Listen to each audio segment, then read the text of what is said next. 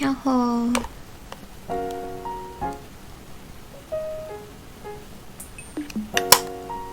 今日は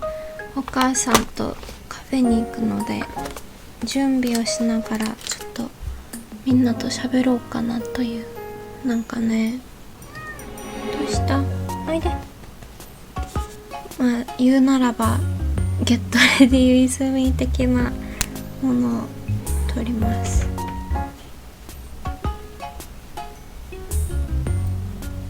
なんか最近体調が本当に悪くて、昨日もね、もうずっとなんか体調が悪かったんだけど、今ねマシになったのでお母さんについていきたいと思います。本当は行くのやめようかなと思ったんだけど、なんかあまりにも最近家から出てなさすぎてずっと体調が悪くて、ちょっと気分転換。暑いからエアコン、みんなエアコン使ってますか？さすがにね、そろそろ使わないとやばいよね。もう暑すぎて最近やばい。そう、それで気分転換に出かけようと思ってついていくんだけど、い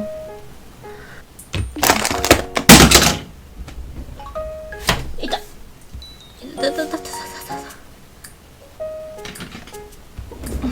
みんなは最近どうですか？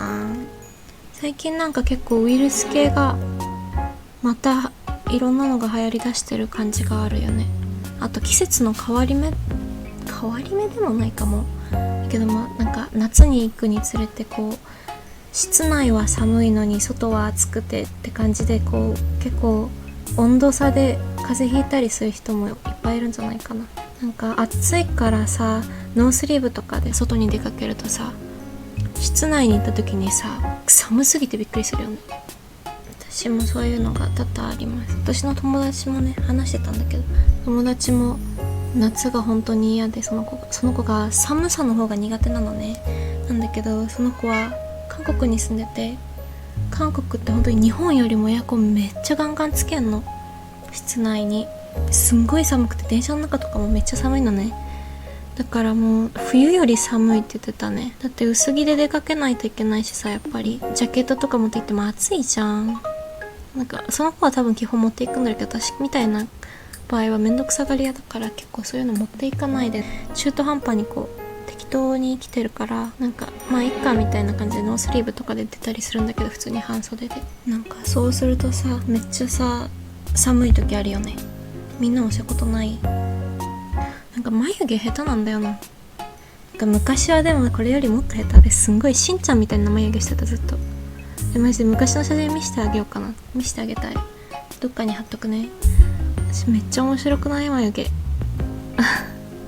なんかその頃は化粧全然よく分かってなくて、だけどなんか眉毛だけちゃんとしてたらいいよっていう風になんかいろんな人に言われてたのかどっかで聞いたのか分かんないんだけど、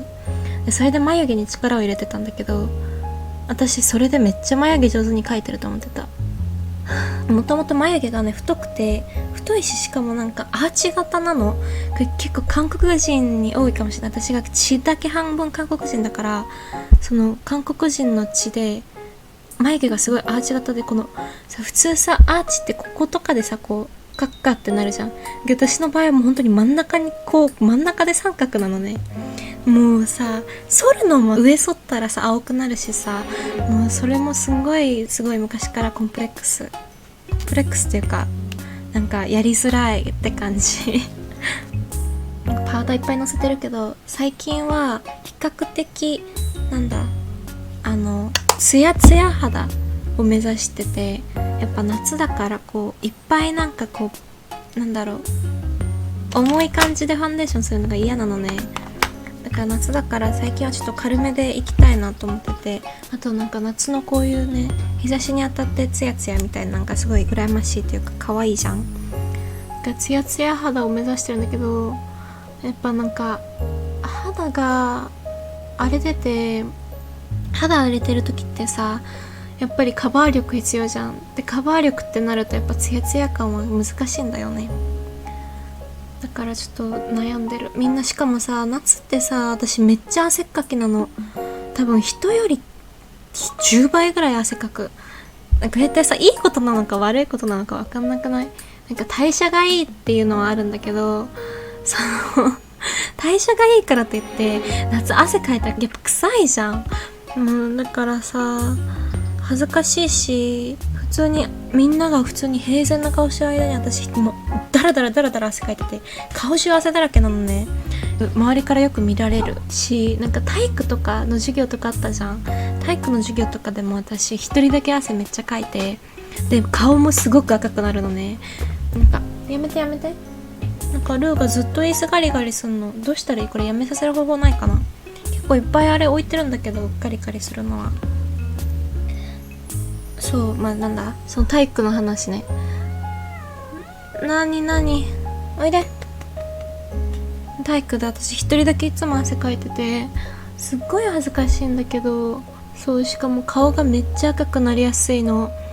こういう人いない？私もなんかこう恥ずかしいとかで顔赤くなったりしないんだけど、暑さとか体温をキャッチするのが人よりもだいぶ早い気がしてて、寒いのもめっちゃ寒くなるし、暑いのも人一倍暑いのね。もうしんどい。なんかもう本当に冬はでもいっぱいこう着ればいいからいいんだけど、夏とかはもう脱げないじゃん。もう裸みたいな格好で歩いてる。いや言い過ぎた、ごめん。ノースリーブに短パンとか。日本ではそういう人あんまりいない気がするんだけど、なんか日本って露出の基準がさ、なんかあれだよね、難しいよね。結構露出する人がいないというか、私は別に露出したくてしてるわけではなくて、普通にバカ暑くて生きてらんないからやってるんだけど、みんな夏でも長袖とか着てる人いるじゃん。私もなんか見ながらすごすぎると思って、本当にやばい。みんなすごいよね。日本人はなんか暑さにそのあれがあんのかな、私だけないのかな、その暑さへのなんていうの、暑さへの耐えれるなんかあれわかんないマジでみんなちょっとそういうのさ、汗かかない方法とかさ、暑さ予防する方法とかさあったらぜひ教えてほしいです。本当にお願いします。マジで困ってる。もう夏に突入するたびに怖くなっていく。しかも私明日からバイトなので、昨日さそのさ胃腸炎みたいな感じでさ、胃腸炎じゃなかったのかな、1日での、今もまだちょっと調子悪いんだけど、昨日は本当にやばくて、夜中もずっとなんか吐いちゃったりとか、もうずっとトイレでこもってて一生寝れなかったのね。寝たら10分後にはまた起きてみたいな、お腹痛くなってみたいな感じだったんだけど、もうすんごいいっぱい吐いちゃって、すんごいいっぱい戻しちゃったりしたんだけど、なんか今はちょっとまだ元気になった。なんでだろう、胃腸炎じゃなかったのかもしれない。何かに当たったのかな。でも当たってめっちゃ吐くとかあるか。何に当たったんだろう。何も食べてないんだけどな。あ、でも昨日あれなの、久々に外に出て映画を見に行ったのね。すごく楽しくて、その映画楽しいっていうか、もうやばい感動って感じ。なんだったっけ、 18×2 青春なんちゃらっていう、待って調べるこれ青春 18×2 君へと続く道。これ結構なんか TikTok で見に行ったんだけど、多分その TikTok が結構バズってたと思うんだよね。だから見た人もいるかもしれない、いっぱい。なんか台湾の男の子のお話なんだけど、めっちゃ良かった。もうね、もうずっと泣いてた、上映中。すんごく泣いてしまった。やばい、目に入るとこだってびっくりした。私悩みがあるんだけど、私この石灰ラインを描くのに最近ハマってるのね。最近っていうか結構前からやってるんだけど、でさ、石灰ラインって描いたらさ、ここ触っちゃダメじゃん。だけどさ、汚い話かもしれないんだけどさ、結構さ目やにとかちょっと溜まりやすいっていうか、ドライアイなのね、私が。でドライアイで目が乾燥しやすくて、なんか痛くなったりしてこうこすっちゃったりとかよくあるんだけど、そしたらここからさ出てくるわけじゃん、なんかゴミとかは。なんかここをこすっちゃうのね。そしたら目頭石灰ラインが片方だけないとかいうのがよくあるんだけど、それマジで悩んでる。みんなやっぱり書き直してんのかな、それともやっぱみんなそこまでなんかこすったりしないのかな。私めっちゃこすっちゃうんだよね。なんか下手だな今日。でその映画めっちゃ感動したからめっちゃみんなに見てほしい。まだ上映中だからぜひ行ってほしい。めっちゃ泣いたし、私結構こういう映画に打たれやすい。すんごい泣いちゃうのね。私結構映画でなんか子供騙しみたいな、言い方悪いな、子供用のアニメ映画とかを見てももう号泣してしまうぐらい結構打たれやすいというか、感情移入をしやすいというか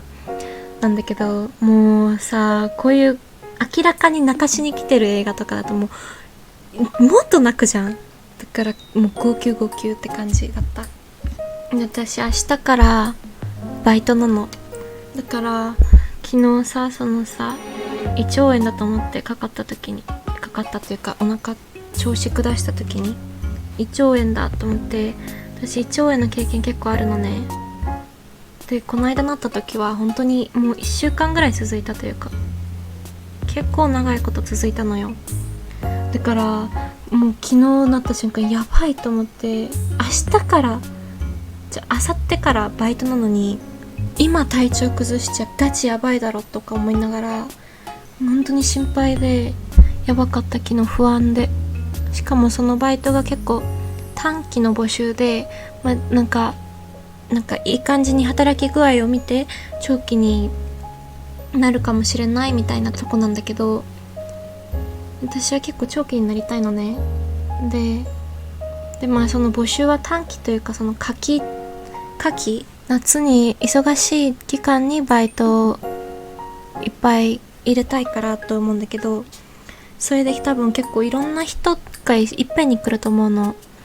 で、研修の日が決まってるのよね。普通結構さ、こう最初の1ヶ月とかさ、最初の30時間とかだと思うんだけど、そこはこの日研修やりますみたいな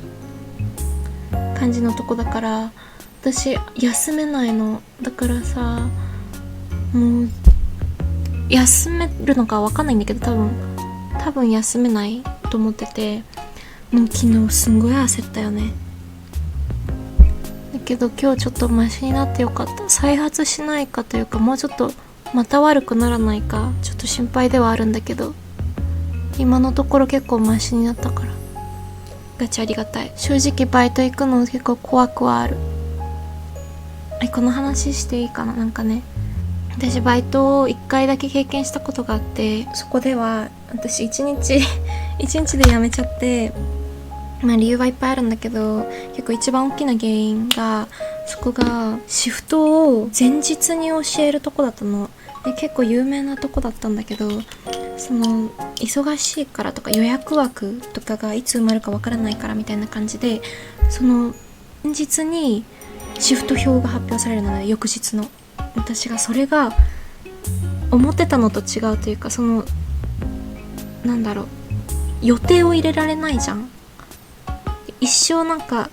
手が空いてないといけないみたいな、完全フリーター用みたいな感じで、私は一応フリーターではあるんだけど、結構やることいっぱいあって忙しかったりするし、その前日っていうのは結構厳しいなと思って、申し訳ないんですけどって言ってやめたのね。それもなんかそのバイト初日の前日にシフト表で見せされて、明日って言われて、なんかすごくびっくりしちゃって、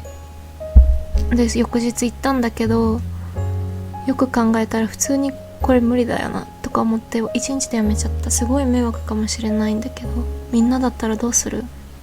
結構周りにも相談したり、お母さんにも相談したりしたのね。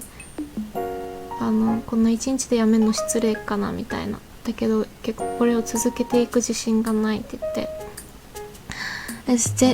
その前もって聞かされてたら、もちろんその受かる前というかから無理かもしれないですって言ったと思うんだけど、前もって聞かされてるわけじゃなかったからびっくりして1日だけやってやめちゃったのね。みんなだったらどうする？悪いよね普通に。申し訳ないって感じだけど、でも許していただいたというか、多分そういう人が結構いるのかなって感じで、あんまり動揺してらっしゃらなかったと思う。最近なんかメイク下手になってるなって気がする。なんか昔さ、学生時代のさ写真とか見たらさ、普通にメイクめっちゃ上手くてすごい可愛かったのねすごい可愛いなって思いながら昔の写真よく見るんだけど、なんか最近さ全然昔とは違うっていうか、なんか頑張ってるつもりなんだけど昔通りにいかないというか、なんでだろう。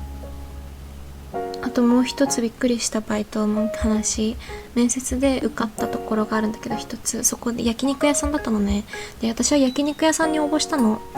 なんだけど、びっくり。焼肉もそうなんだけど、なんかたこ焼きも始めるって言って、それはその焼肉屋さんの中でたこ焼きをするんですかって聞いたんだけど、そうじゃなくてたこ焼き屋を近くに始めるから、そこも一緒でのシフトだみたいな感じで、シフトローテーションだって言われて、私それを最初面接の時になんかうっすらとたこ焼きもしますけど大丈夫ですかみたいなことを言われたんだけど、私最初どういうことかよく分かんなくて、はいって言っちゃったの、私がバカだから。そこからまず間違えてた。本当に申し訳ない。私いろんなとこに迷惑かけまくってるかもしれないけど、やっぱ嫌なことって続けられないじゃん。だからはっきり言いたい主義なんだよね。だからまあそれで分からずに普通に入っていっちゃったんだけど、採用とさせていただきたいんですけど大丈夫ですかみたいに連絡が来て、あはいって言ったんだけど、その後に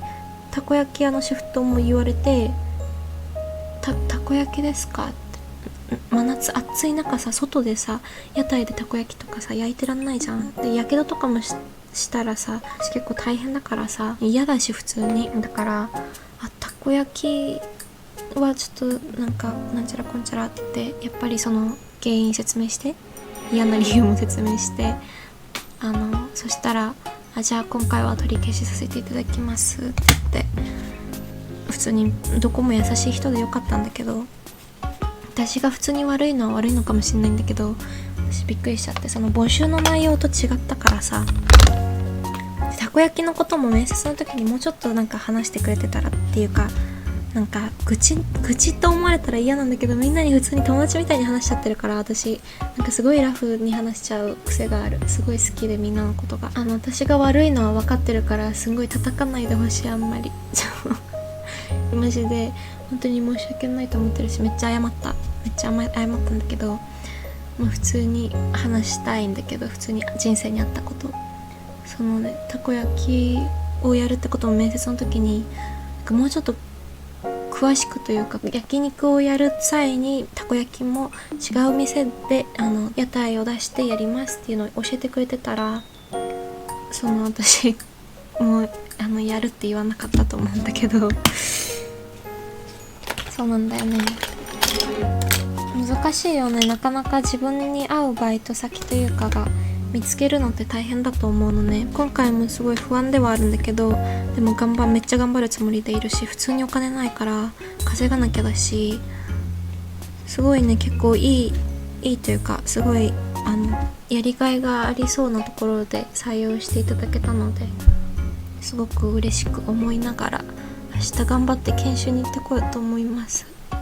やばい、マジで緊張する。私新しいところっていうかコミュニティというかに属するというか、その行くのがすごい緊張しちゃう。人見知りやばい、本当に。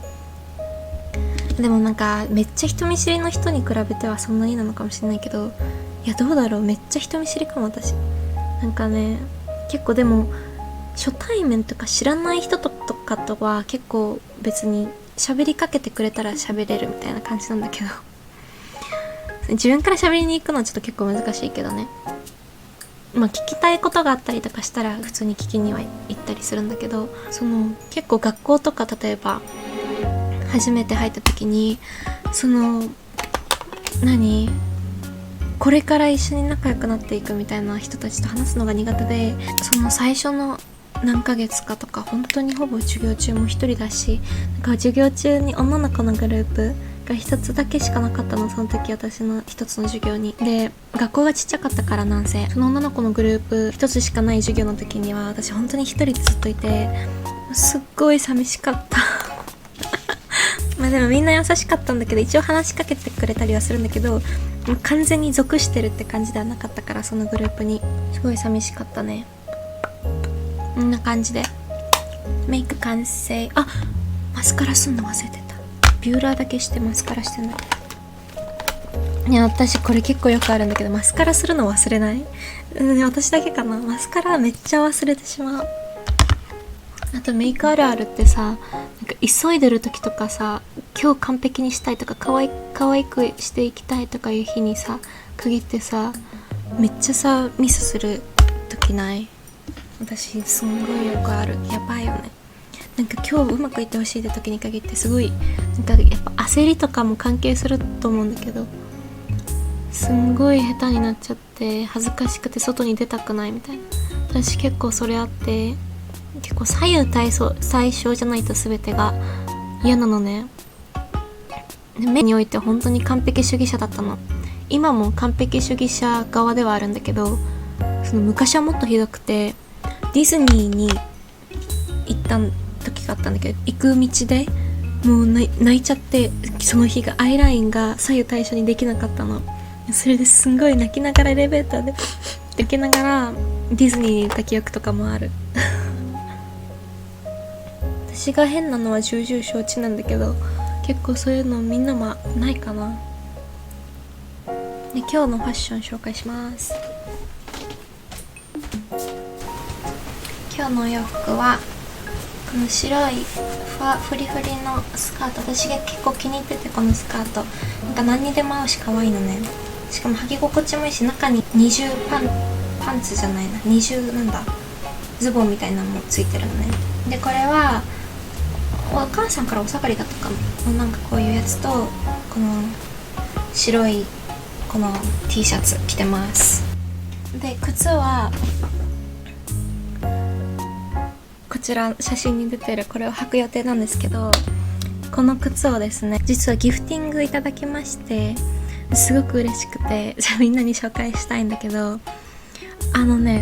私最近結構ファッションに興味があって、いろんなものを見てるのね。ピントレストもそうだし、インスタもそうだし、すごいなんかファッションというか、いろんなスタイル、いろんななんて言うんだろう、いろんなこういうコーディネートをアップロードしてる人たちのを見るのがすごい好きで、すんごいよく見てるんだけど、ただいまさっきね、喋ってる途中にもう時間がないからカフェに行かないといけないよと母さんに呼ばれたので、とりあえずカフェに行ってきました。 Vlog この後流すね。さっきお話ししてたんだけど、最近私ファッションに興味があって、すごくファッションの動画をよく見るのね。で、私が最近靴もすごい興味があって、可愛いさミュールとかみんなあるじゃん。だけど私が最近一番気になってたのがシルバーの靴なのね。多分今最近トレンドなのかな。シルバーの靴履いてる人だったりだとか、シルバーのアイテムを身につけてる人が結構いて、バッグだったりとかアクセとかもそうなんだけど、すごく可愛くて、私もとゴールドのアクセだったりとかをよくつけるんだけど、シルバー可愛いって思って、でシルバーの靴 JW ペイさんか合ってるかなからプレゼントをしたいですって言ってくれて、そちらのリストの中に私が欲しかったその銀のシルバーの靴があったので、今回そちらお願いして、そう最近よく履いてるのね。ちょっと今日ね疲れちゃった。すごいね、帰り道にやっぱまたちょっと気持ち悪くなっちゃって、お水買って寝た、車の中で。ということで先にちょっとご挨拶してから Vlog 流します。みんなおやすみなさい。